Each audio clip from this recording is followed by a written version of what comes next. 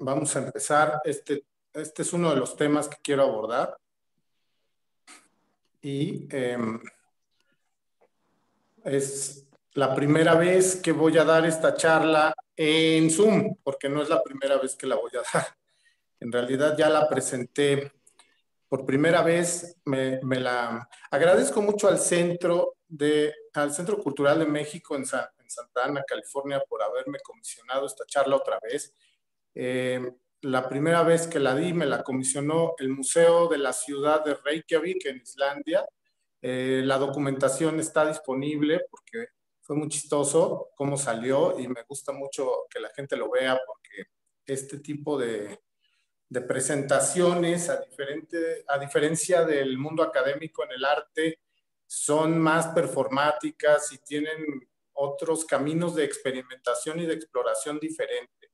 Entonces, después vamos a dejar el vínculo para que puedan acceder a ella. También quiero que puedan acceder al vínculo de consulta del segundo libro que pude escribir en coautoría con el doctor Raúl Valadez, que ya está cumpliendo un poco más de 10 años, 12 en realidad, y que es justo que hagamos otro.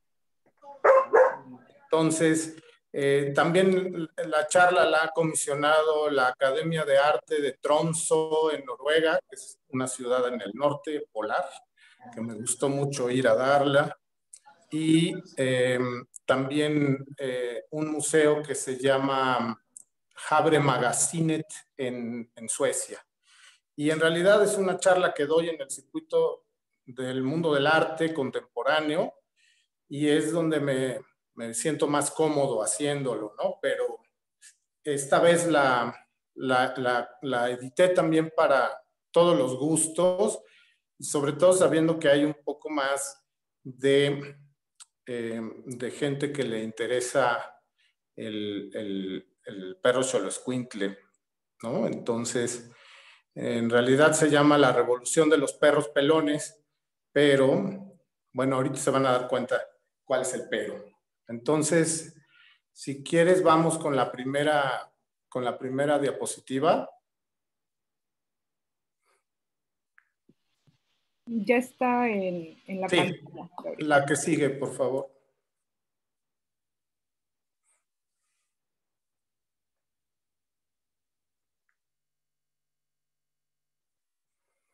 Sí. A propósito de la época de contingencias del COVID-19 y del tercer aniversario de los sismos de septiembre de 2017, he estado reflexionando mucho sobre los ciclos y los ritmos de la Tierra, de la gente y, por supuesto, como el título de esta charla lo indica, sobre los perros.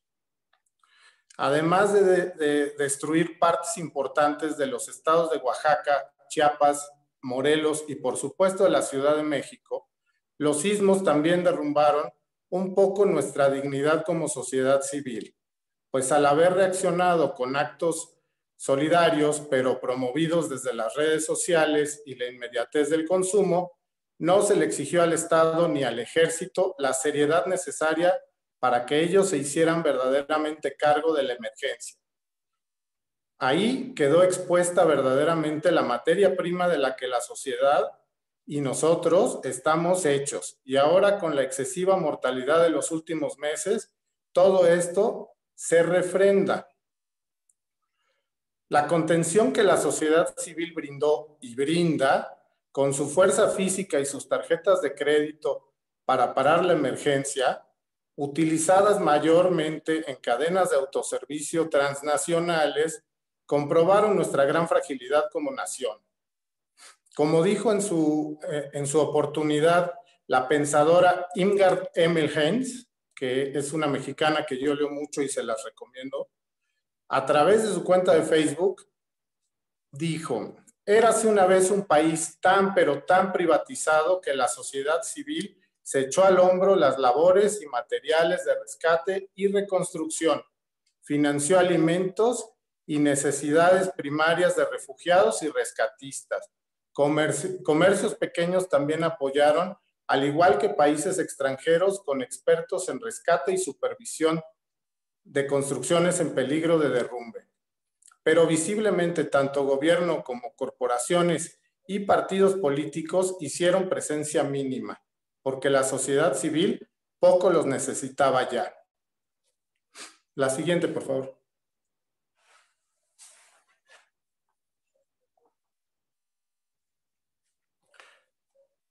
¿Pero es esto cierto? ¿Estamos listos para dejar ir al Estado y entregarnos solamente a las transnacionales? Al haber sobrevivido 2 veces a los sismos del S-19 en 1985 y en el 2017, he podido ser testigo de grandes gestos de solidaridad, tanto de personas como de animales, y ambos casos se parecen. Y precisamente de estas relaciones y tensiones es de las que les quiero hablar hoy aquí. Pocos días después del sismo del 19 de septiembre, aún muy psicotizado por los sucesos de devastación y las imágenes de ruina, viajé a la ciudad de Reykjavik, Islandia, a una residencia para curadores y profesores invitados de la Academia de Arte de esa ciudad. En el mismo momento en que el equipo nacional de fútbol de ese pequeñísimo país lograra conseguir por primera vez la clasificación a un mundial FIFA de fútbol soccer. La siguiente, por favor. Aquello era un mundo al revés. La euforia de la gente y la celebración. Sí, esa.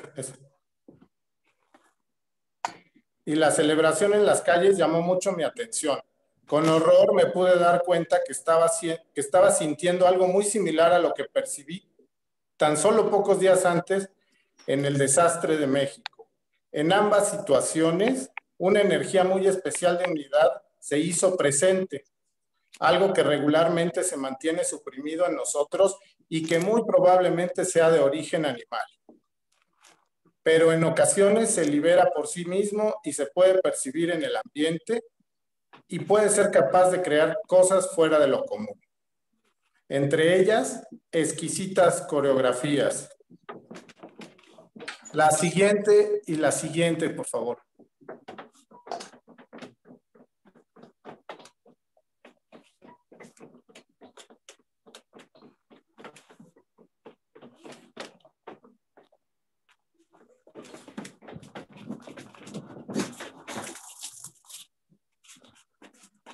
Otra más, por favor.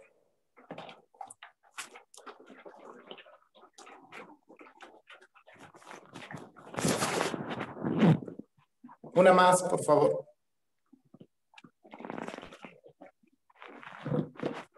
Ok, ahí. El poeta italiano, que también es sociólogo y también es filósofo y es un buen amigo mío, Franco Berardi Bifo, describe algo muy interesante cuando habla de su concepto de enjambre.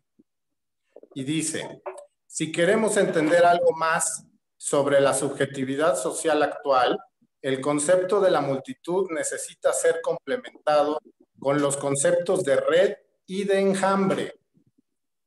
Una red es una pluralidad de seres orgánicos y artificiales, seres humanos y máquinas que realizan acciones reales a procedimientos que hacen posible su interconexión e interoperación. No se adapta a estos procedimientos si no sigue las reglas técnicas del juego, no jugará el juego. Se oye un micrófono abierto por ahí, Maciel.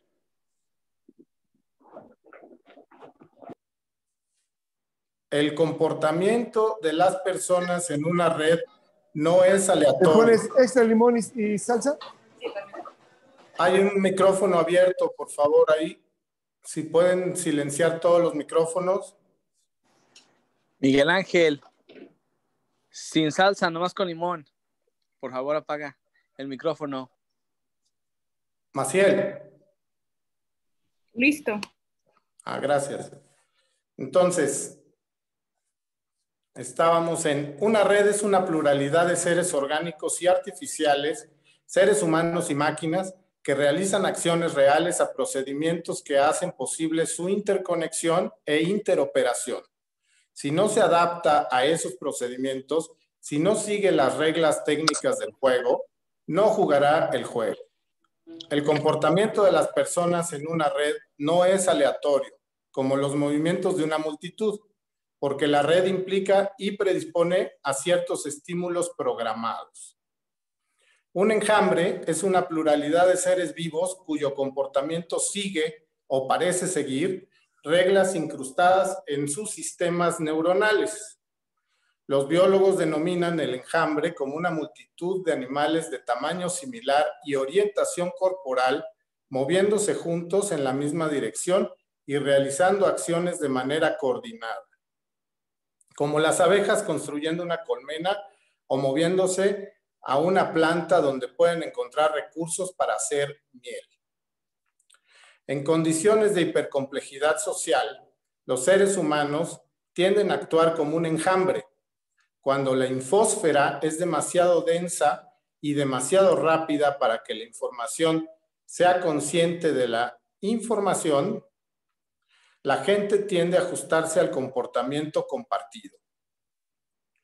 En un sentido más amplio, podemos decir que en la era digital, el poder se trata de facilitar las cosas. La siguiente, por favor. En un entorno hipercomplejo, no puede ser entendido y gobernado por la mente individual. La gente seguirá caminos simplificados, pero usará interfaces complejas. La siguiente, por favor. Esta es la razón por la cual el comportamiento social hoy parece estar atrapado en patrones regulares e ineludibles de interacción. La que sigue, por favor. Los procesos... No, esa no es. Los procesos interlingüísticos... Ay, ya me perdí, a ver. Esa sí es la que quería. Cuando la infósfera es demasiado densa y demasiado rápida para que la información sea consciente de la información, la gente tiende a ajustarse al comportamiento compartido. En un sentido más amplio, podemos decir que en la era digital el poder se trata de facilitar las cosas. Un entorno hipercomplejo no puede ser entendido y gobernado por la mente individual. La gente seguirá caminos simplificados, pero usará interfaces complejas. Esta es la razón por la cual el comportamiento social hoy parece estar atrapado en patrones regulares e ineludibles de interacción. Los procedimientos tecnolingüísticos, las obligaciones financieras, las necesidades sociales y la invasión psicomediática, toda esta maquinaria capilar está enmarcando el campo de lo posible e incorporando patrones cognitivos comunes en el comportamiento de los actores sociales. Podemos decir que la vida social en la esfera semiocapital se está convirtiendo en un enjambre. En un enjambre no es imposible decir no, solamente es irrelevante. Usted puede expresar su rechazo, su rebelión y su no alineación, pero esto no cambiará la dirección del enjambre, ni afectará la forma en que el cerebro del enjambre está produciendo la información. La que sigue, por favor. Ahora sí son los señores zapatistas, sí. Gracias. Todo esto me hace recordar las poderosas imágenes de... Y si quieres, por favor, aquí avanza con cuentas como 5 segundos y cambias de diapositiva. Todo esto me hace recordar las poderosas imágenes de algunas acciones y happenings históricos realizados por el artista Alejandro Jodorowsky y el Ejército Zapatista de Liberación Nacional, que en su momento, respectivamente, denunciaron esa enjambrización de la vida. Verdaderos performances donde miles de personas enmascaradas marchaban en silencio por las calles del centro de la Ciudad de México y las cabeceras municipales de Chiapas, para respectivamente tomar las plazas con una magistral sincronía. Desafortunadamente, el escenario continuó deteriorándose hasta llegar a lo que tenemos ahora.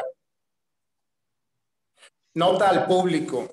Por favor, y si les interesa, recuérdenme que más adelante, si da tiempo, explique mi idea sobre las relaciones y similitudes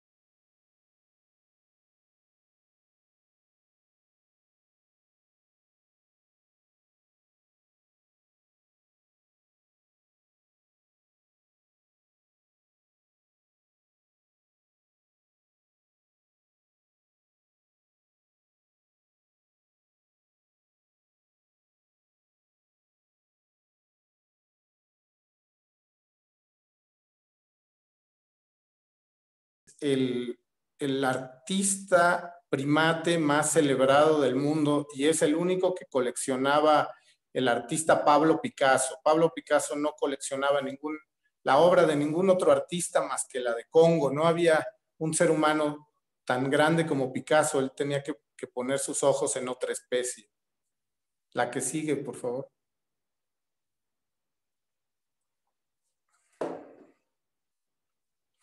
Esos son un par de mis xoloescuintles. Desde que yo vi este tipo de perro, quedé muy fascinado, ¿no? Fue rápidamente, pasó todo muy rápido en los años 90. En cuanto los vi, me enamoré y empecé a hacer trabajo, un trabajo de originación artística sin que yo me diera cuenta. Tuvo que pasar muchos años para que yo pudiera darme cuenta que lo que estaba haciendo era una investigación de naturaleza artística que corresponde perfectamente a las prácticas contemporáneas. La que sigue, por favor. Vamos por números. Es lo mismo, un rostro que me fascinó, inolvidable. La que sigue, por favor. Y esta es una imagen que ilustra muy bien lo que el perro xoloescuintle sacudió en mí aún de muy joven. Estoy hablando que esto fue hace 26, 27 años en el pasado, cuando me enteré con tan solo 19, 20 años que los xoloescuintles tenían también cachorros con pelo y que estos eran altamente racializados por los criadores y eran sacrificados. Bueno, no se los ofrecían a ninguna deidad, así es que hablar de sacrificios me parece excesivo, sino simplemente eran asesinados por haber nacido con pelo sin tomar en cuenta ninguna de sus cualidades, ni genéticas, ni habilidades, ni nada. Eran simplemente anulados de la manera más cruel que se puede hacer, ¿no? La que sigue, por favor. En esa reflexión y también en esa línea de pensamiento y en que no existían realmente textos ni materiales de información donde pudiéramos... Espérame, ¿eh? Ahorita te hablo. ¿Perdón? Se siguen oyendo voces. Yo sé que hay una función para deshabilitar los micrófonos generales y estaría bueno ponerlo, ¿no? Porque me desconcentran, cuando entran las voces me desconcentran. Ya no sé qué estaba diciendo, pero tiene que ver con esas ganas de hacer algo, de ayudar a la situación tan obtusa por la que pasaba el xoloescuintle con pelo. Busqué a los productores del conocimiento e inmediatamente conocí al doctor Raúl Valadez, con el que pude llevar a cabo algunas investigaciones y algunos textos, 2 libros y un par de docenas de artículos, que ya hay muchos a disposición, muchos de ellos, no todos, están a disposición ya en páginas como ResearchGate, academia.edu o la página del Instituto de Investigaciones Antropológicas. Raúl es el encargado del laboratorio de paleozoología del Instituto de Investigaciones Antropológicas y en ese entonces estaba llevando a cabo su investigación sobre cánidos prehispánicos mesoamericanos y fue ahí que nos conocimos y debido a mis habilidades artísticas, ¿no? Poder tomar fotos correctamente y poder manejar una cámara de video, es que pasé a ser parte de su equipo como invitado y después nos volvimos coautores cuando empezamos realmente a debatir ideas, a compartir puntos de vista que no venían desde la ciencia ortodoxa, sino un poco más desde el arte. Entonces, pues documenté varias investigaciones, las fotos del primer libro que pudimos editar en 1999, la gran mayoría son mías, y también de ciertos artículos. Después llamamos a otros fotógrafos que tenían una curiosidad distinta, una sensibilidad también distinta con la luz y con las perspectivas que hacían que se desmarcara el trabajo de los trabajos académicos de instituto habituales. A mí nunca me han gustado mucho cómo se presentan esas obras y yo sé que son cumplidoras, el Sistema Nacional de Investigadores y todo eso tiene unos parámetros, pero siempre he pensado que se puede aportar un poco más y es lo que siempre tratamos, ¿no? La que sigue, por favor.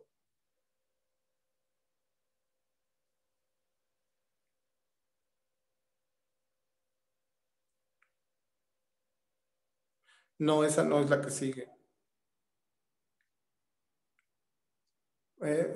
Una antes, por favor.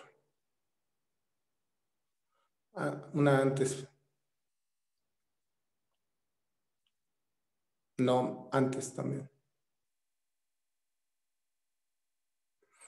Sí, ahí, esa, exactamente. Entonces, bueno, esta es una imagen que representa mucho de lo que estaba diciendo. Creo que no es la manera ortodoxa de mostrar materiales arqueozoológicos.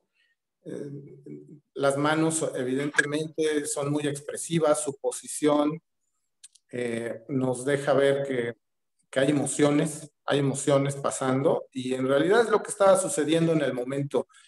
El doctor Valadez y yo nos sincronizamos mucho en esta investigación porque en realidad llenaba muchísimo nuestras expectativas y en realidad era mucha pasión por un tema, ¿no? Desde dos puntos de vista. A él le gustaban un poquito más muertos los sujetos, a mí me gustaba tenerlos más de cerca y nos pudimos combinar muy bien en esta búsqueda. Al mismo tiempo, ahora sí, las que siguen, que son yo con los perritos en las exposiciones. Sí, esa y la que sigue. Al mismo tiempo, yo me involucré de cabeza con los xoloitzcuintles, con los sujetos, ¿no? Porque me angustiaba mucho la idea de que produjéramos materiales de consulta que quedaran en las bibliotecas, pero que en esos años el perro, en realidad, el perro xoloitzcuintle, pelón y el peludo mucho más, eran muy raros de verse. Ahora hay desde mi punto de vista, una sobreproducción y una sobredemanda que parece que las tendencias de la moda y del consumo ya lo alcanzaron, pero en ese momento era difícil. Entonces, esta práctica de llevarlos a las exposiciones, de convivir con gente del ambiente, del mundo del perro de raza pura, que poco o nada tiene que ver con el arte, pues era pura investigación artística en una práctica experimental y explorativa contemporánea. Yo hoy en día denomino estos 10 años de participación en esos circuitos, lo he llegado a denominar como un performance, como arte de acción de larga duración. Un performance que hice 10 años, semi-idéntico, que tenía siempre los mismos principios y los mismos finales, y es donde el artista en realidad refina una forma de pensar y de expresión corporal. A mí me sirvió mucho esta práctica porque llegué a poder autoconocerme más. En este mundo, en el mundo de los perros de raza pura, uno, si tiene los recursos, compra un buen ejemplar y lo pone en manos de un manejador, un handler, que es algo así como un chofer, asistente, entrenador, ¿no? Algo que no está definido perfectamente, pero que tiene la encomienda de pasar a la pista de exposiciones, de juzgamientos y presentar al animalito. Y de ahí, pues se deriva pues toda una economía, ¿no? Una pirámide de ganancia y de desperdicio también, como todos los manejos de las mercancías artísticas y vulgares, ¿no? Y las no artísticas también. Para mí hoy en día la crianza de xoloscuintles está aproximada en la mitad, entre es la mitad de una práctica artística y la mitad de una práctica económica. No por el dinero que se pueda ganar con ellos o no, pero sí porque es compleja su figuración. Si bien no son productos ni mercancías, sí son propiedades y sí se compran y se venden. Y ahí se exacerba todo este asunto de los derechos de los animales, del antropocentrismo, de cómo los humanos sentimos que estamos en la cúspide de una pirámide simulatoria y todas las demás especies están a nuestro servicio. No lo sé, ahí me gusta mucho el enfoque de algunos filósofos que han denominado como dark ecology. No sé cómo se puede traducir en castellano, creo que todavía no hay un término para traducirlo en castellano, que ese dark ecology, pues en realidad está mostrando cómo esa forma de pensar antropocentrista no era una solución permanente, sino que ahora está en revaluación. Hoy día los animales tienen derechos y tienen gente que están ahí para velar por esos derechos, ¿no? Y eso también lleva a otro tipo de relaciones y perversiones, pero bueno, eso está pasando en tiempo real. No hemos podido siquiera analizarlo correctamente. Entonces, pues sí, este fue un performance de larga duración que se inscribe en la lista de prácticas artísticas con el cuerpo y con el tiempo y con la creación de situaciones, ¿no? Si quieres, la que sigue.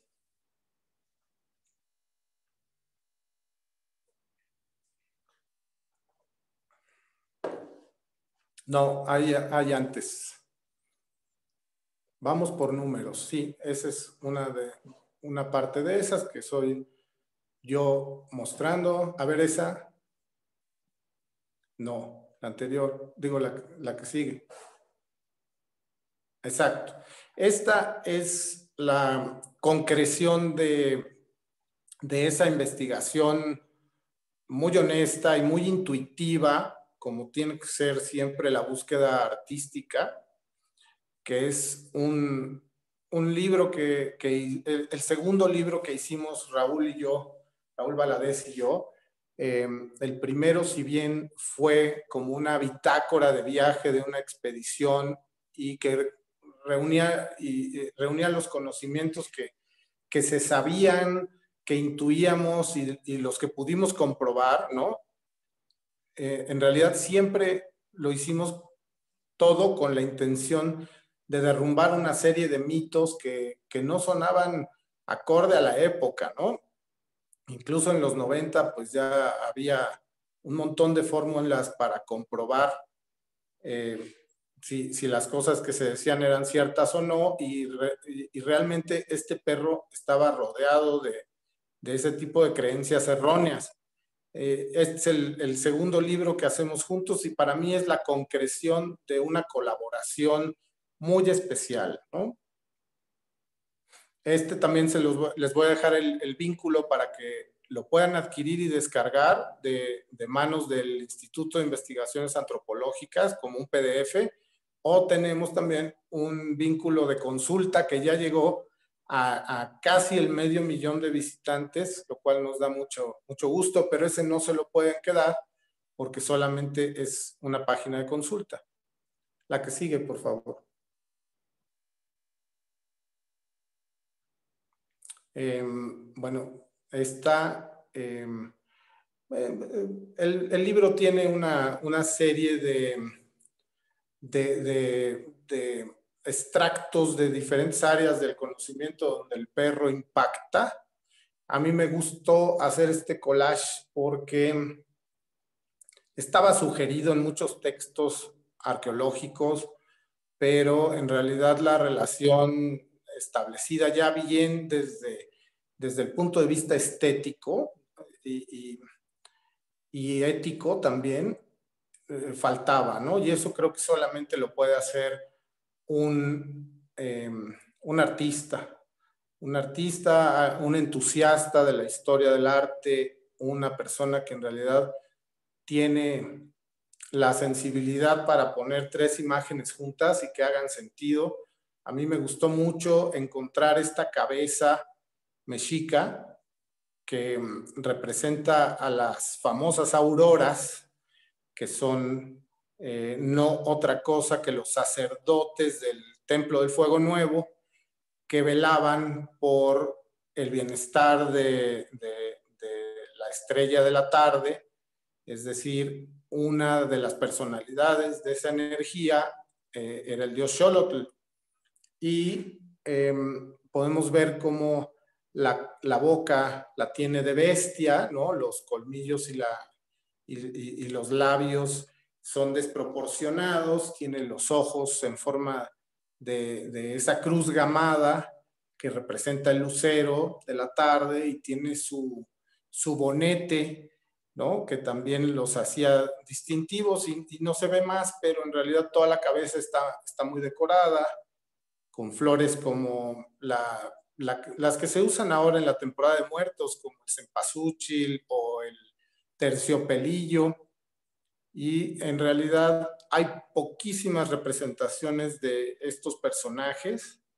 En realidad, en alguna época del año se encargaban de las ofrendas para el dios Xolotl, en otras para Quetzalcóatl y en otras para Tlahuizpalcantecutli, que en realidad terminan en algún momento en ellos y en sus rituales fusionándose, y eso demuestra que el panteón de los prehispánicos mexicanos del centro era una suerte de acumulación de poderes y de virtudes y de defectos, y en realidad hay algunos momentos donde no se pueden dividir las personalidades.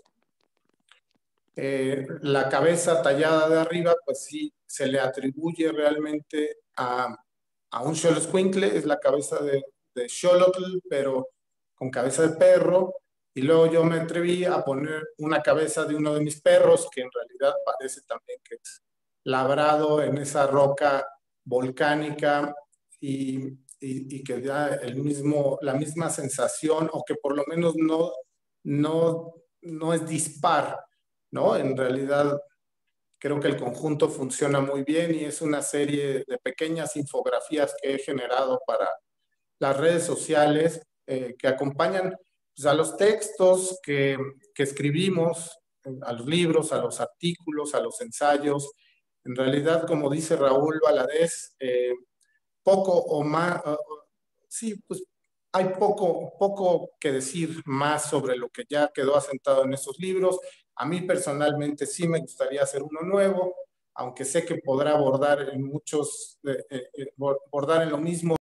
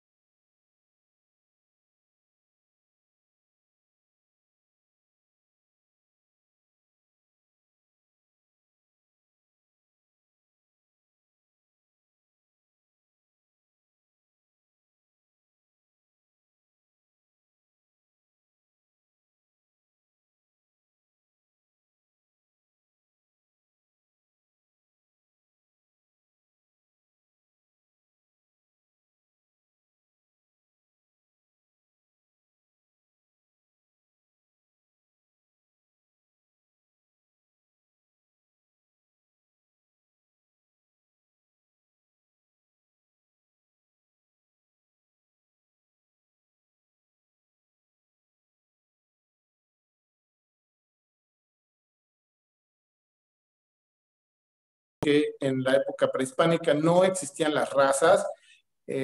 Las crónicas de Fray Bernardino Sahagún y de Clavijero hablan de razas, pero en realidad tenemos que hablar de tipos, y ese es un malentendido que todavía continúa en nuestros textos y que no ha habido la sensibilidad para salir de él.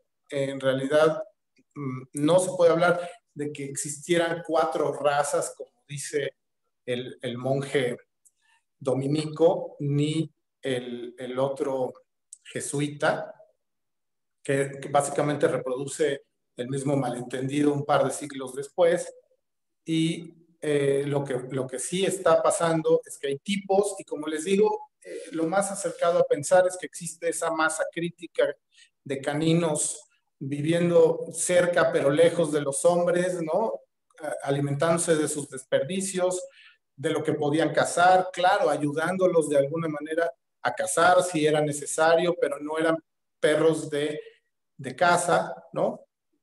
Y en realidad, si bien no eran perros de caza y no eran perros de cuidar, en realidad un perro tiene todos esos instintos, ¿no? Tiene el instinto de cacería, tiene el instinto de territorio, tiene el instinto de pertenencia. Entonces, el hecho de que en algunas geografías, algunas tribus hayan dedicado más o menos tiempo a perfeccionarlos, pues es solamente es el accidente que confirma la regla, ¿no? Pero en términos generales, un perro primitivo, pues es esto.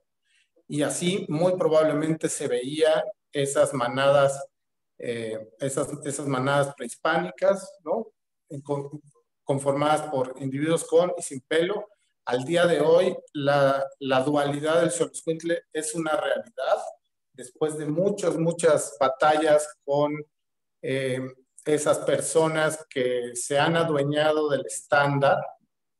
El estándar es la norma racial que describe el ideal del tipo de perro que nosotros, todos, el colectivo, pensamos que existía hace miles de años. En realidad es tan improbable esto como suena, ¿no? Es solamente una bonita fantasía que todos queremos colectivamente creer, y si eso queremos, pues es entonces una realidad, ¿no? Entonces, lo que ha pasado, a ver la que sigue, por favor.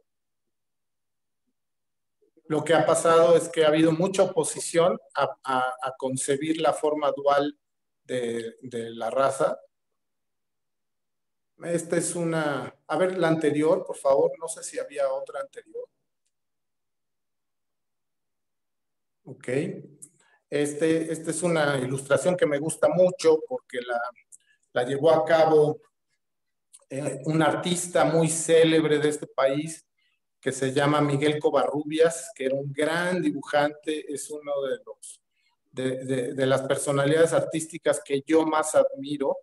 En realidad, un apasionado de la arqueología. Es gracias a la donación de su colección arqueológica y la de Diego Rivera y la de William Spratling que se conforma la Sociedad Antropológica Mexicana, que después deriva en el Instituto Nacional de Antropología, y que después se vuelve también parte del Museo Nacional de Antropología e Historia. Ahí están esas piezas que estos apasionados artistas de la primera mitad del siglo XX compilaban con tanto ahínco. Covarrubias se mete de lleno a ilustrar ciertos pasajes de la historia. Es gracias a sus trazos que nos damos cuenta, por ejemplo, en el Museo de Antropología e Historia de la Ciudad de México, es muy interesante porque hay grandes murales, cuadros muy grandes, son murales que no están fijos, ¿no? Son movibles, donde podemos ver como esto, ¿no? Las diferentes geografías y lo que las caracteriza, y aquí tomé la de Occidente, del occidente de México, en el periodo de los señoríos, en realidad, y está ahí representado el perro como vasija y guarda sus proporciones más reales, ¿no? No está perfectamente redondeado, sino que se ve que tiene los miembros más larguitos, el cuello, y también está la representación humana y los utilitarios, ¿no? También las ollitas, que son tan clásicas de Colima, ¿no? Pero este es una ilustración de Miguel Covarrubias, y hay muchísimas sobre arqueología y sobre el Xoloscuintle. Recuerdo mucho la guarda del libro de Norman Wright, publicado por el INAH, que se llama El enigma del Xoloscuintle. La guarda del libro, que es esa solapa que se abate hacia adentro, es un grabado de Miguel Covarrubias que representa perfectamente a un perro en un entierro, como lo hacían los antropólogos, los arqueólogos y los antropólogos en esos años, en la primera mitad del siglo XX, que iban a las excavaciones, trazaban una retícula y después lo hacían dibujar o fotografiar. Entonces, ahí está representado el Xoloscuintle, una gran pasión para él y para su esposa Rosa Covarrubias, que lo sobrevivió muchos años después y que siguió teniendo los perros, ¿no? Junto con Frida Kahlo y con Dolores Olmedo y con Chabela Vargas y con todos los que ya sabemos. La que sigue, por favor.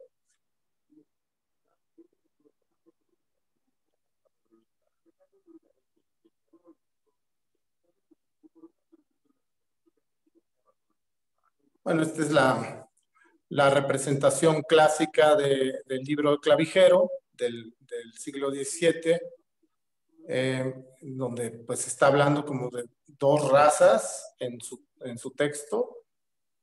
Un perro jorobado que quién sabe cómo lo percibían, no sabemos si había muchos o si había pocos, pero es parte de la misma idea que yo les quiero comunicar. En esa manada, en esa manada masacrítica que está todo el tiempo al lado de los hombres, que los hombres también no tienen una vida sencilla, es muy difícil conseguir el alimento y es muy difícil también retener el territorio, y todo el tiempo están en riesgo. Es muy probablemente por eso que tampoco hay evidencia de crianza sistemática, pues esas manadas que también son hipersensibles, estos perros mutan por todo, ¿no? El cambio climático, el acercamiento con los hombres, la frecuencia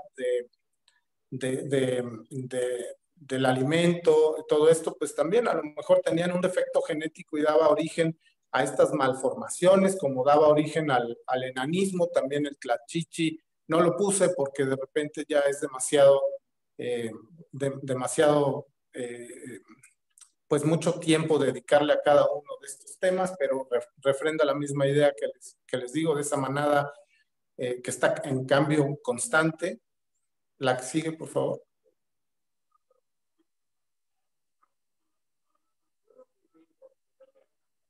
Bueno, esta es una imagen que tomó Mark Powell cuando fuimos a Tierra Caliente en Guerrero, en uno de los viajes, de los últimos viajes que hice en el principio de los 2000, de los años 2000. Es un agricultor con su perro, que él fue el primero que me habló de la existencia de un Xoloscuintle milpero que vive en la milpa, ¿no? El señor era agricultor y el perro estaba con él, y pues se llevaban muy bien, ¿no? Toda proporción guardada, no vivían abrazados como en la foto. Yo les pedí que se aproximaran, pero pues el perrito pues le quitaba las alimañas, lo ayudaba ahí en la milpa, ¿no? Pues, hacía su pequeña función, ¿no? Es un xolo con pelo, lo sabemos porque el mismo señor, el mismo don tenía un Xoloscuintle sin pelo, también, que estaba emparentado, entonces la verdad no sabía de árboles genealógicos el señor, pero sabía que eran parientes y se veían muy similares. La que sigue, por favor.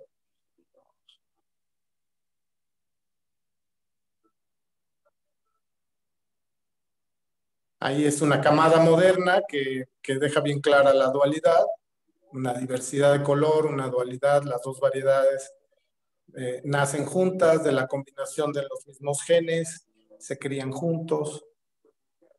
La que sigue, por favor. El mismo caso, un poquito más grandes, ya con los ojos y los oídos abiertos. Ahí están las dos variedades, muy similares en proporciones. Hay gente que dice, no, es que son diferentísimos. En realidad, yo siempre me pregunto cómo observan esas personas, porque un buen xoloescuintle en realidad siempre va a tener la misma estructura ósea, sea pelón o sea con pelo, y van a guardar muchas similitudes en sus características. La que sigue, por favor. Ahí están unos de una criadora de Australia, de sangre mexicana, pero llevada a Oceanía. Los puse ahí para que quedara la evidencia de que desafortunadamente dentro de México y fuera de México todavía hay una predilección exacerbada por la variedad sin pelo. Se les hace tan raro, se les hace tan deseable, tan exótico que pues la verdad es que se han cometido muchas atrocidades en el nombre de ese exotismo. Y eso ha hecho que el perro se vuelva un objeto de lujo, ¿sí? Sin bien no un objeto, pero sí una propiedad de lujo que llega a costar mucho dinero y que que se desdeñe a la variedad con pelo solamente porque en su lugar, en su país de nacimiento, tenemos un montón de evidencias de que había un perro mesoamericano que guarda estas características, ya saben, la cabeza triangular, las orejas paradas, las proporciones atléticas, un perro que tiene que caminar bastantes kilómetros al día para poder alimentarse en condiciones más rurales, ¿no? Y en realidad es rechazado completamente cuando hoy en día sabemos que si hay algo verdaderamente exótico, es un xoloescuintle con pelo que nace de linajes de xoloescuintles sin pelo. Ese es verdaderamente exótico, no esta figura que parece de piedra, ¿no? Por la ausencia de pelo y todo lo que les expliqué anteriormente. La que sigue, por favor.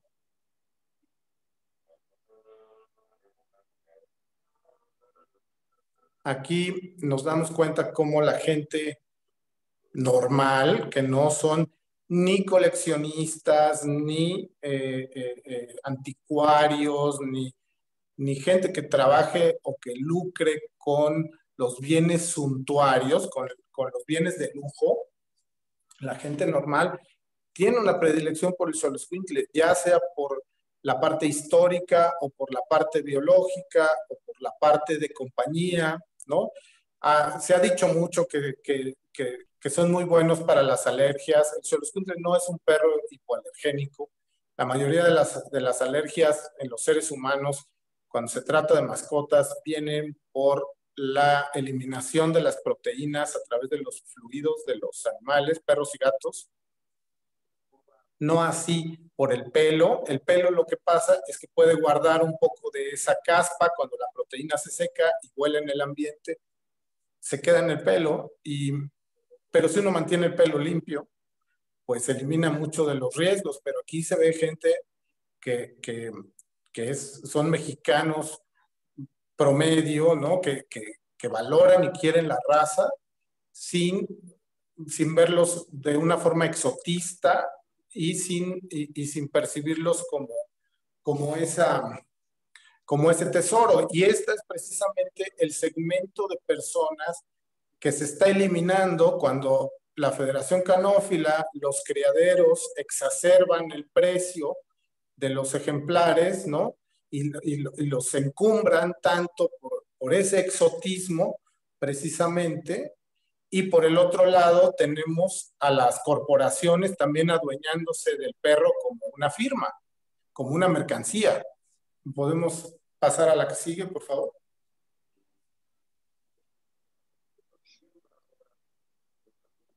Más aficionados, esta vez en Oaxaca. La foto anterior fue una reunión en Ciudad de México. La que sigue, por favor.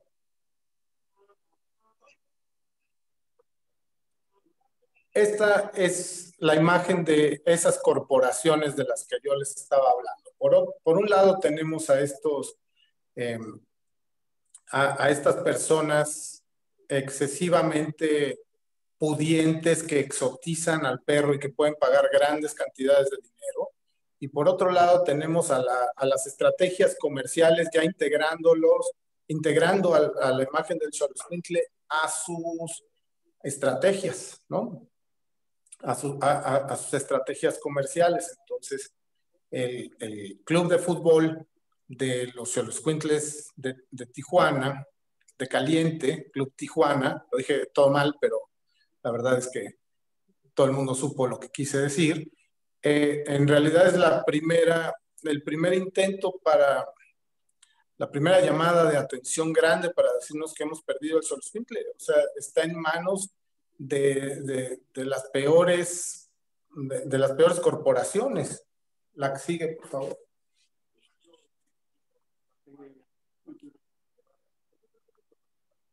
No, hay una antes, por favor.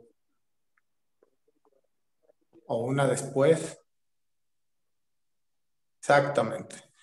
Esa es la foto de un coleccionista. Es un coleccionista de arte, un anticuario, un coleccionista de animales salvajes, es el dueño de un hipódromo, es el dueño de un zoológico, es el dueño de un equipo de fútbol con el nombre de los Xoloitzcuintles, es el dueño de la cadena de casinos más grande e importante de las Américas. Hoy en día es un sujeto muy rico que desafortunadamente puso el ojo en la figura del Xoloitzcuintle y que en vez de reconocer su gran potencia como agente cultural, lo que ha hecho es adueñarse y apropiarse, adueñarse de la marca, apropiarse del concepto, distorsionar la historia, distorsionar las reglas de cómo debe verse el perro, todo para ajustarlo a lo que a él verdaderamente le gusta. La que sigue, por favor.